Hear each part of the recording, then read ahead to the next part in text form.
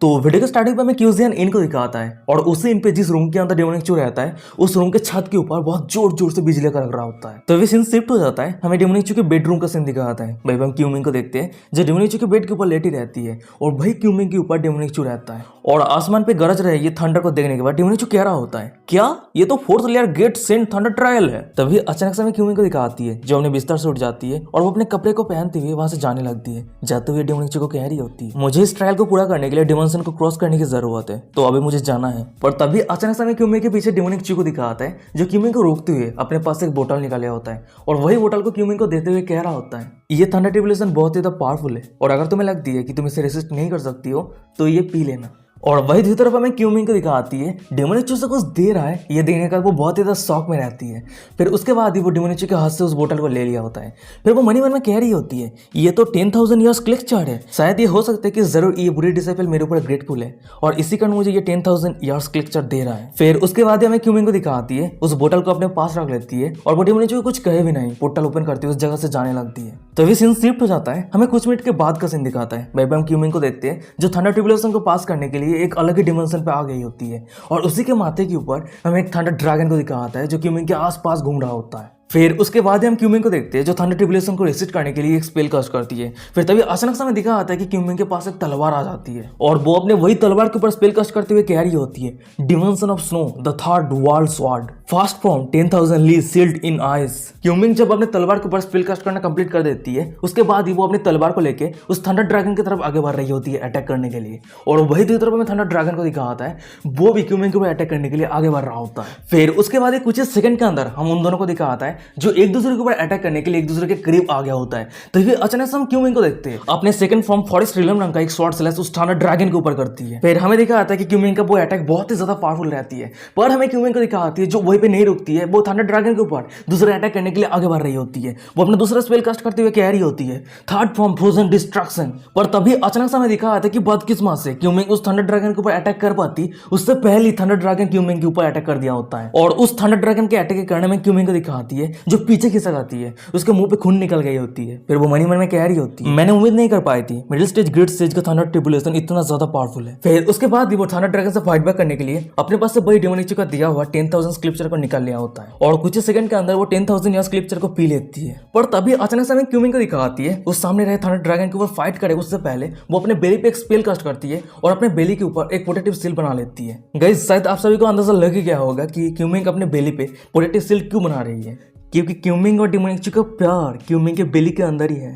शायद उसे ही प्रोटेक्ट कर रही है। फिर उसके बाद ही कुछ सेकंड के अंदर वो अपने सभी प्रिपरेशन खत्म करने के बाद उस थंडर ड्रैगन से फाइट करने के लिए तैयार हो जाती है और वही दूसरी तरफ हमें थंडर ड्रैगन को दिखाता है वो भी क्यूमिंग को अटैक करने के लिए आगे बढ़ रहा होता है और थंडर ड्रैगन को आगे आता हुआ देखने के बाद हमें क्यूमिंग को दिखाती है जो अचानक से बहुत ही ज्यादा सीरियस हो जाती है। तभी सीन शिफ्ट हो जाता है, हमें डेमोनिक के रूम के अंदर का सीन दिखाता है। वो अपने रूम के अंदर से खिड़की के बाहर और वो क्यूमिंग के थंडर ट्रिब्यूलेशन को देख रहा होता है। वो क्यूमिंग के ऊपर चिंता करते हुए मन में कह रहा होता है मास्टर अब जरूर सेफ रहना, अगर आपके साथ कुछ हो जाती है तो मैं क्या करूंगा। सीन शिफ्ट होता है, हमें कुछ मिनट के बाद का सीन दिखाता है। भाई पे हमें क्यूमिंग को दिखाती है उसके आसपास जो थंडर ड्रैगन घूम रहा होता है वो गायब हो गया होता है और क्यूमिंग अपने थंडर ट्रिब्यूलेशन पे पास कर गई होती है। फिर उसके बाद हम क्यूमिंग को देखते हैं जो एक छोटा सा स्माइल करती है। फिर उसके बाद ही वो अपने बेली की तरफ देखते हुए अपने बेली के ऊपर रब करने लगती है। फिर वो मन में कह रही होती है किस्मत से मेरी बेबी सेफ है। तभी सीन शिफ्ट हो जाता है, हमें कुछ सेकंड के बाद का सीन दिखाता है। भाई क्यूमिंग को देखते जो पोर्टल ओपन करते हुए डेमोनिक के रूम के अंदर आ जाती है और वही साइड पर हमें डेमोनिक को दिखाता है जो क्यूमिंग को सही सलामत देखने के बाद क्यूमिंग को कंग्रेचुलेट करते हुए कह रहा होता है कंग्रेचुलेशन मास्टर, आप अपने ट्रायल पे सक्सेसफुली पास कर गई है, तो जितना जल्दी हो सके आप अंदर जाइए और अपने कल्टिवेशन को स्टेबलाइज कीजिए। ये बातों को सुनने के बाद क्यूमिंग कह रही होती है अच्छा ठीक है। फिर उसके बाद क्यूमिंग उस जगह से जाने लगती है पर वो अचानक से डेमोनिक की तरफ मुड़ते कह रही होती है ओ हाँ तुम्हारी वो 10,000 ईयर स्क्रिप्चर के लिए बहुत बहुत शुक्रिया, अगर वो चीज़ नहीं होता तो आज के ट्रायल पे मेरे साथ कुछ गलत हो सकती थी। ये बातों को सुनने के बाद डेमोनिक कह रहा होता है अच्छा ठीक है ये सब कुछ मेंशन करने की कोई जरूरत नहीं है। और डेमोनिक की ये बातों को सुनने के बाद हमें क्यूमिंग को दिखाती है जो डेमोनिक की तरफ देखती हुए एक छोटा सा स्माइल करती है। फिर वो कह रही होती है तुम पूरे डिसाइपल। फिर उसके बाद हम क्यूमिन को देखते हैं जो अपने कल्टिवेशन को स्टेबलाइज करने के लिए एक अकेले रूम के अंदर आ गई होती है। वो खुद ही खुद से कह रही होती है, मैं जानना चाहती हूँ इस समय थंडर ट्रायल इतना तो स्ट्रॉन्ग क्यों था। आज का थंडर ट्रायल थर्ड लेयर के ट्रायल से 5 गुना स्ट्रॉन्ग था। ये असल में कोई सेंस नहीं बनती है। तभी सीन शिफ्ट हो जाता है, हमें दूसरे दिन सुबह का सीन दिखाता है। वहीं पे हम डेमोनिक चू को देखते हैं जो उबास से लेते हुए अपने रूम के अंदर से बाहर आता है। वो पैदल चल रहा होता है पर अचानक से उसके साइड पे सेवंथ प्रिंसेस और उसके दोनों मेड आ जाती है और वही दूसरी तरफ हमें सेवंथ प्रिंसेस को दिखाती है। उसकी नजर अचानक से डेमोनिक चू के फेस की तरफ जाती है। वो बहुत ज्यादा शॉक में रहती है। फिर वो डेमोनिक चू को कह रही होती है, होलिसन आपके फेस के साथ क्या हुआ है, आपको देख के लग रहा है कि आप बहुत ज्यादा थका हुआ है। और सेवंथ प्रिंसेस की ये बातों को सुनने के बाद डेमोनिक चू मन में कह रहा होता है, क्या ये ऑब्वियस नहीं है, मैं कल रात मेरे मास्टर के साथ मजे कर रहा था। फिर उसके बाद वो खसते हुए सेवंथ प्रिंसेस को कह रहा होता है, असल में बात यह है कि मैं एक रिसेंटली डिवाइन टेक्निक कल्टीवेट कर रहा हूँ और उस टेक्निक को कल्टीवेट करने के लिए बहुत सारा स्पिरिचुअल एनर्जी एब्जॉर्ब हो जाता है, तो तुम्हें इसे लेकर चिंता करने की कोई जरूरत नहीं है। और डेमोनिक चू के ये खतरनाक झूठ को सुनने के बाद हमें सेवंथ प्रिंसेस और उसके दोनों मेड को दिखाती है जो डेमोनिक चू के ये झूठ को विश्वास कर लेती है। और वहीं पे सेवंथ प्रिंसेस कह रही होती है, ओ अच्छा अब मैं समझी। और वही साइड पर एक मेड कह रही होती है, वाह होलिसन कितना हार्ड वर्किंग है।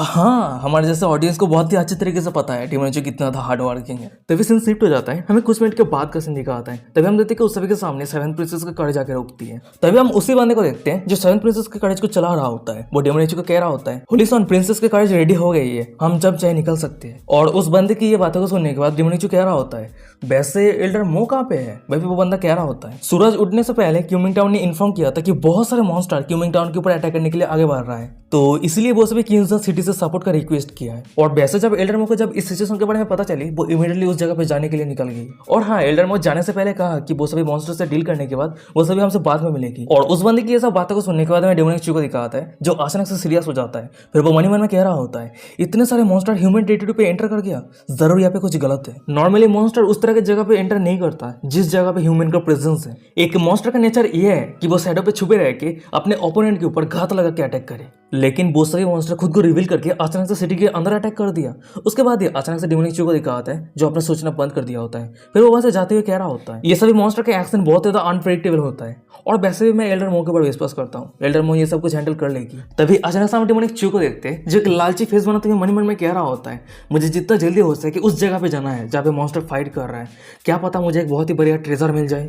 सीन शिफ्ट होता है, हमें कुछ मिनट के बाद का सीन दिखाता है। वहीं पे हम सेवंथ प्रिंसेस के करेज को देखते हैं जो आसमान पे उड़ रहा होता है और वही करेज के अंदर हमें सेवंथ प्रिंसेस और डेमोनिक चू को दिखाता है जो सेवंथ प्रिंसेस के किंगडम पे जाने के लिए निकल गया होता है। तभी हम सेवंथ प्रिंसेस को देखते हैं जो खिड़की के साइड पे बैठी रहती है और बाहर से जो हवा आ रही होती है उसे एहसास कर रही होती है और सामने के नजारा को, सुंदर नजारा को देख रही होती है। फिर वो कह रही होती है, वाह क्या सुंदर नजारा है। और वही दूसरी तरफ हमें डेमोनिक चू को दिखाता है, वो भी बाहर के नजारा को देख रहा होता है। फिर वो मन में कह रहा होता है, कितना ज्यादा दुख की बात है, इस सुंदर नजारे के साथ ही साथ अगर मैं मेरे मास्टर के साथ वो सब चीजें कर पाता कितना मजा ही आ जाता। पर तभी अचानक से हमें दिखा आता है कि डेमोनिक चू के साइड पे कुछ बंदे को जो झाड़ियों के पीछे छुपा रहता है और डेमोनिक चू को फॉलो कर रहा होता है। फिर हमें फाइनली दिखा आता है कि डेमोनिक चू को फॉलो करने वाला कोई और नहीं जाओ याफेन रहता है। उसने डेमोनिक चू को मारने के लिए 2 किलर लेडी को हायर किया होता है और वो सामने देखते हुए मन में कह रहा होता है, चूजियन आज तू मरने वाला है। अचानक से हमें जाफेन को दिखा आता है, वो तीनों किलर लेडी को कमांड देते हुए कह रहा होता है, जल्दी से चलो। उसके बाद ही वो सामने देखते हुए डेमोनिक चू को हंसते हुए जोर जोर से कह रहा होता है, चूजियन तू बुद्धू कह के होली ग्राउंड का होलिसन का पोजीशन सिर्फ मुझसे बिलोंग करता है, आज मैं तुझे मार के उस होलिसन का पोजीशन मैं हासिल कर लूंगा। फिर उसके बाद वो अचानक से अपने कुछ वेपन के वहां से डेमोनिक चू के ऊपर अटैक कर दिया होता है। फिर वो कह रहा होता है, चूजियन अब तू मर जा।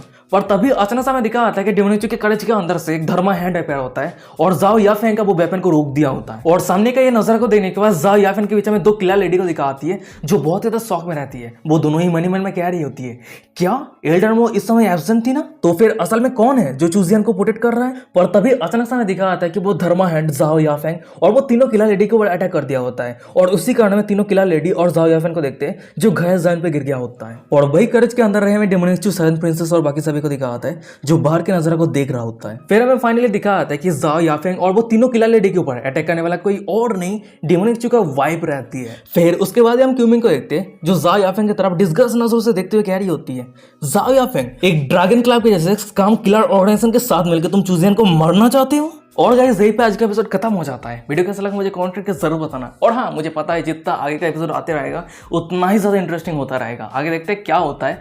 और मैंने पिछले एपिसोड पे एक स्पॉइलर दे दिया था तो मुझे माफ़ कर देना, बहुत सारे लोग कमेंट कर रहा था कि स्पॉइलर क्यों दे रहे हो, क्यूरियोसिटी खत्म, मरे जा रहे हैं वो सभी, तो इसलिए मैंने और स्पॉइलर नहीं दूंगा। पर गाइस लास्ट तो पता ही आगे क्या होने वाला है, जाओ याफेंग का हालत क्या होने वाला है, ये बहुत ज़्यादा इंटरेस्टिंग होने वाला है, क्योंकि वो क्यूमिंग के हस्बैंड के ऊपर अटैक किया है, क्यूमिंग के बेबी के फादर के ऊपर अटैक किया है। तो आगे क्या होने वाला है, क्यूमिंग क्या करने वाली है, ये देखने के लिए तो सभी बहुत ज़्यादा एक्साइटेड है। चलो देखते हैं, हमें और एक हफ्ता वेट करना पड़ेगा, देखते हैं आगे क्या होता है। तो चलो आज का एपिसोड यहीं पे खत्म करते हैं, ज़्यादा कुछ नहीं कहूँगा क्योंकि यार क्यूरियोसिटी पे आप लोग मरे जाते हैं, तो आप लोगों की क्यूरियोसिटी को इतना ज़्यादा हाई नहीं करूँगा, तो इंतजार कर लेते हैं कि एक हफ्ते के लिए।